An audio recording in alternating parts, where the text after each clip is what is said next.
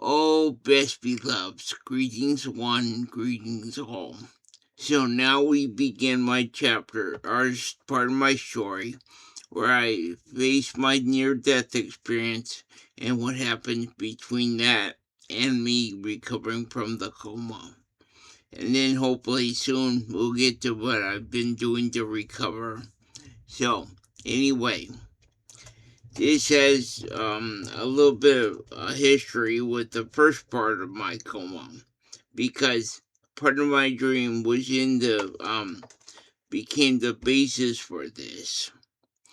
I had in the first set of dreams, if you remember, if you've seen the first couple episodes, you'll know that one of the dreams I had, I was in downtown Seattle, and I helped Ubisoft and Nintendo somehow with something. It's like development of a game or something that they couldn't figure out, and I figured it out without any problem. Anyway, they were trying to get close to me and find out more about me, so they basically had a wrap-up party right outside where I worked. Now, what's funny is that outside of my work, I in my dream had moved my work from about a block south of miles south of where it is, because I worked on Holgate Street, and it was moved a mile south or so to Spokane Street. Now, the only reason that it's important is because of the overpass for the West Seattle Freeway is on Spokane Street. So they closed up the street and had a party there, and they invited all the people from my work there too, and me, of course, because they tried to find me, get information about me. So, no big deal. So, we're there having fun, chit-chatting and stuff, and getting in the party mood and stuff. And this couple comes up to the party. Now, they're a husband-wife team. Well, the guy's Middle Eastern looking, but not like, typical. He's more hairless, no beard, and he was an older gentleman. Well, I'm not older because I'm older technically, but he was in his 50s, you know, relatively look younger and kind of pudgy, but, not bad. Okay. And his wife was, with him too. She was about 20 years younger, so it at least looked that way. Okay, anyway, he was and her had a plane that had built in a hospital in it, hospital rooms, our medical center in it, and it was a floating plane, so it was a plane, boat, and hospital. Trust me, it made sense to me. Anyway, they were there offering people free examinations on some medical procedure and at their facility, because they were trying to drum up business at their hospital plane. And they were talking to me, and I told them that this thing they're trying to take care of with me wouldn't be able to happen because my arthritis, my RA, interferes with the test results. But they said, hey, we'll try anyway, and I went with them.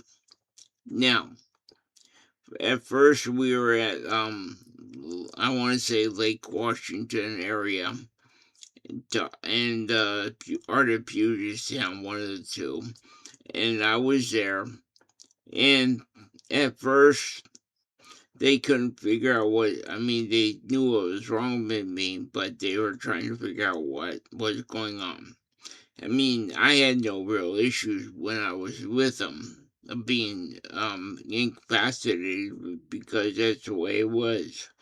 Anyway, what happened was their plane was not finished upstairs yet where the patients were supposed to be. So what I had to do was I ended up in the um not customer, the crew quarters with a pet with a when I hired help. No big deal for me. It comes down to it. I'm a hired help person. I always envision myself as a cog in the machine. Okay. Anyway, she was a young North African woman, and we just talked and stuff. She was lonely, didn't know what was going on. She came on the plane with because her friend did, and she came with her friend, and she was talking to me, and I was not trying to hit on her or anything. She was attractive, yes, but that's not what I was doing because I was just being friendly. And she liked that because I had no sexual interest in her, or romantic interest, or whatever you want to call it. And so we got to be talking, close her friend lies and stuff, and she liked me, I liked her. Anyway, the plane took off to Portland. That's because they figured, well, they'll try for Portland to see if they can get more business drummed up, our advertisement work. And nothing was going on there. They were trying to work on me and they couldn't succeed. And what was going to do is they were going to fly the plane out to open water without customer or without passengers or people that they can help. So they said they were going to drop me up at Portland, and I was going to use my work to get back home. And no big deal, no harm to anybody. Now, the husband not only was part owner of the plane hospital bed, our plane hospital boat, but he was also a doctor. And as I said, he talked to me and told me he couldn't figure out how to do this because of the RA. I said, no problem. If you guys drop me up in Portland, hey, I'll live. And his wife was the pilot of the plane boat, our hospital, but she was also a doctor. And she figured that there was a way to do it. So they tried to do it at first. And long story short, didn't succeed. So I got put in the plane. Eventually, I was put in the lower levels with help to fix whatever happened to me because I didn't know exactly what they did, but they messed up. And it caused me damage to my right hand, my right leg, and my right here, right in the chest/throat area. Now, I didn't know what was going on, why I was hurt, but in real life, it was my right hand and my leg because of the stroke, and the up here because of the trach put in me. Now, at this time, I was transferred from Valley Medical to a place called Kinder, and it was up on Capitol Hill in Seattle. That's where they were taking care of me because they were a medical facility that took care of patients with trachs. Okay, fine and dandy. So I was in there. And the reason I didn't think much about it, really, was because my time there, half of it, I'm not half of it, every waking hour I was taken care of. But what was interesting about it was I was having dreams within dreams. So I didn't think that I was missing out on anything.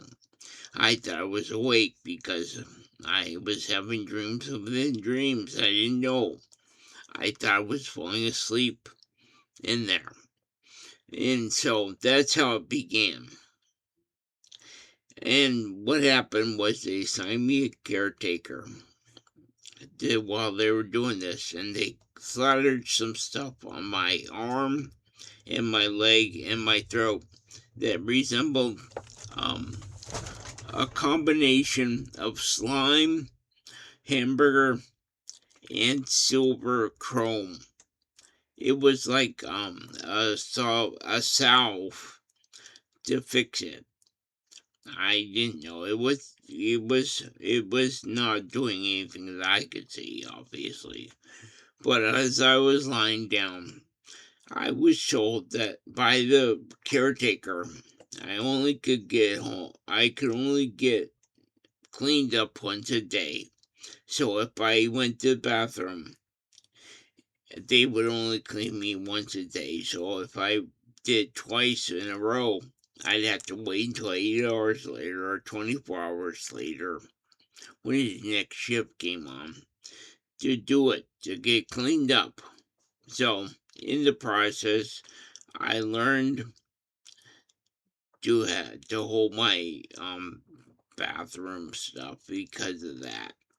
I tried to get up, I couldn't get up because of the slime on my hand and leg and chest. But the guy that ultimately cared for me was in charge of the crew, or the assistants of the crew that was down below. It was different for him compared to the doctor or to the owners of the plane, because they were obviously the head honchos, and he was like reported to them about what's happening. Okay, fine and dandy. Um, and as I said, if it was just that, it would have been okay. But I think what happened is my brain two things were happening. First off, while my quote unquote conscious brain did not see anything wrong, my subconscious brain was getting through on time to time to tell me something was wrong and what it was. And it kept asking me to make sure I knew everything I needed to know. Okay, fine and dandy with that too. Boy, I say that a lot, but hey. Anyway, also, I mentioned last episode that, this was the start of a nightmare for me. What about existence? And it starts with the caretaker, but I'll tell that when it happens. Anyway, that's all for now. And because I'm going to tell you what happened, and I'm going to tell you next episode what happened and what happened between me showing up on the plane, hospital bed, or hospital boat, to me leaving the first time. Okay, and then everything evolves from there. Anyway, I'll talk to you later. You take her easy, okay?